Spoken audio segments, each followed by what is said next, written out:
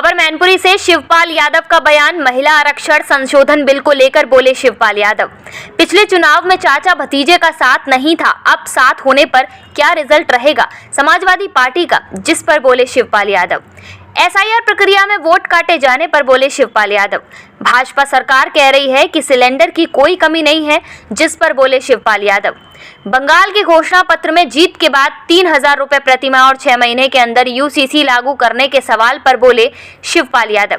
चुनाव आयोग पर समाजवादी पार्टी द्वारा निशाना साधने पर बोले शिवपाल यादव। पश्चिम बंगाल परिवर्तन की बात पर बोले शिवपाल यादव। झारखंड में सिपाही भर्ती से पहले पेपर लीक होने पर बोले शिवपाल यादव। पंचायत चुनाव को लेकर बोले शिवपाल यादव। अरे महिला आरक्षण को लेकर के सत्र बुलाया गया है, स्पेशल सत्र बुलाया है। लगातार 2029 में लागू करने को और उन्होंने सभी दलों से समर्थन मांगा है, क्या कहेंगे इसको?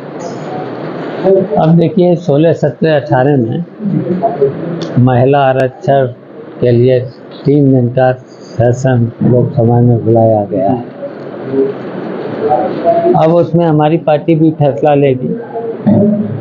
अभी हमारी बात नहीं हो पाई है पार्टी में, लेकिन हमारा व्यक्तिगत है,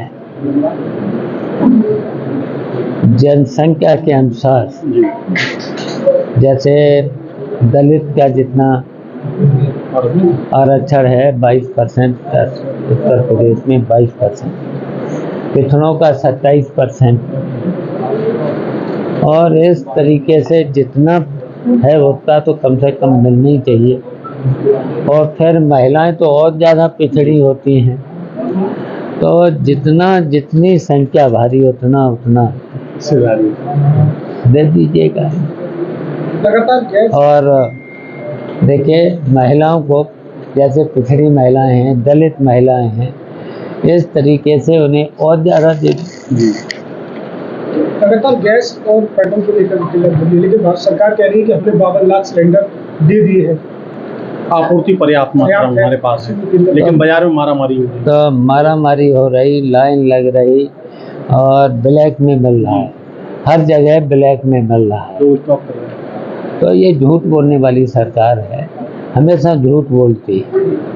एनडीए कह रही है कि पश्चिम बंगाल में इस बार परिवर्तन होने जा रहा है, बड़ा परिवर्तन। घोषणा पत्र में अमित शाह ने कहा है कि 3,000 रुपए प्रति माह महिलाओं को भत्ता दिया जाएगा और 6 महीने में यूसीसी लागू कर दिया जाएगा। अब चुनाव भी लालच है, दिया जा रहा है, चुनावी लालच।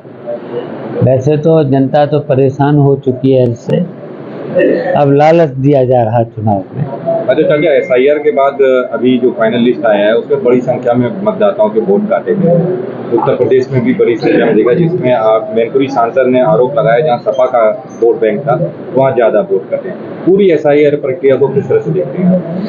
देखिए, पहले ही से इनकी साजिश थी वोट काटने की। वो तो समाजवादी पार्टी के कार्यकर्ताओं ने किसी तरह से मेहनत करके बहुत कुछ बचाया है, लेकिन अभी तो और मौका मिलेगा। हम तो कहेंगे अपनी समाजवादी पार्टी के लोग, अभी तो मौका है।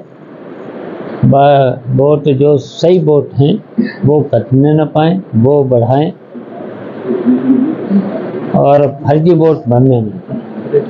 चाचा जी, जैसे समाजवादी पार्टी लगातार आयोग पे निशाना साधती रही, आयोग निष्पक्ष नहीं है, बीजेपी के इशारे पे खेल रहा है, और चुनाव 27 ये तो आप सब लोग जानते हो। आयोग में जब जहाँ कमियां हुई तो उन कमियों पर अभी तक विचार नहीं हुआ है। अभी आपने देखा है कई प्रदेशों में आयोग ने ट्रांसफर कर दिए हैं अधिकारियों। अनुराग यादव कर दिया। हाँ, अनुराग यादव ने तो खैर अनुराग यादव से गलत काम का प्रयास किए तो उन्होंने तो जवाब भी दे दिया है। तो 27 में क्योंकि आयोग के देख-रेख में ही चुनाव होगा, आयोग बीजेपी के पक्ष में आप जैसा आरोप लगा रहे हैं, तो 27 का चुनाव समाजवादी पार्टी की कैसी रणनीति रहेगी? देखिए, समाजवादी पार्टी के पक्ष में माहौल है, जो पीडीए का है और समाजवादी वोट है, तो ये समाजवादी पार्टी के पक्ष में है। और समाजवादी पार्टी की अब की बार सरकार 27 में आना है।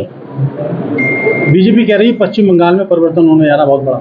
अब आने दो, रिजल्ट से पता चल जाएगा। पहले भी कह रहे थे वहाँ तो देखिए ममता ही सरकार बनाएगी। तो झारखंड में सिपाही कई भर्ती से किसान पहले पेपर लीक हो प्रदर्शन गया। कर रहे हैं, आलू को जो फसल मारी गई है। झारखंड में सिपाही भर्ती से पहले पेपर लीक हो गया। तो वो तो शुरू होते चले आए हैं। इनकी सरकार में कितने बार पेपर लीक हुए, कितनी बार लीक हुए।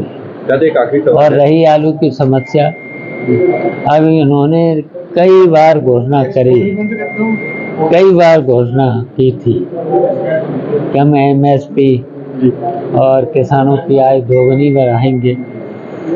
तब आलू तो देखिए उनकी लागत भी नहीं निकल रही है। कई किसानों ने, मैंने तो देखा है, खेत में ही जोत दिया है।